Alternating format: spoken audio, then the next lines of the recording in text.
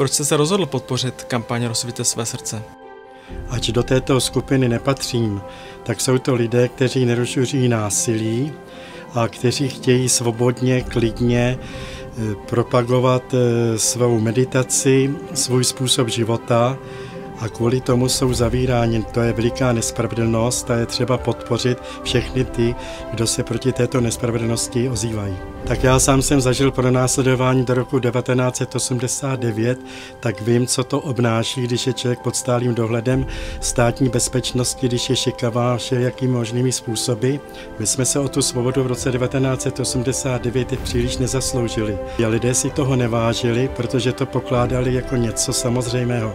Přitom to byl veliký dar a tento dar je třeba rozvíjet, o tento dar je třeba usilovat.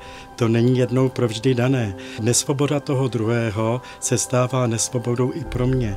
Já to vidím i v této duchovní rovině, nejen dejme tomu ve společenské nebo politické.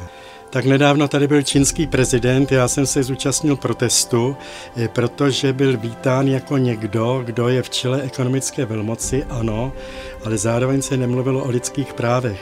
A za vlády tohoto člověka, který ve svých rukou soustředí obrovskou moc, tak dochází k zintenzivní represí.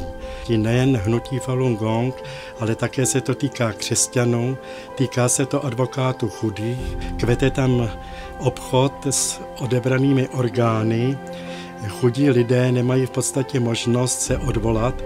To všechno jsou záležitosti, které také provázejí život současné Číny. A proti tomu třeba je říci ne. Pokud bych měl možnost se osobně s někým setkat a řekl bych do očí, už s tím přestaňte a uvědomte si, že tudy cesta do budoucnosti nevede.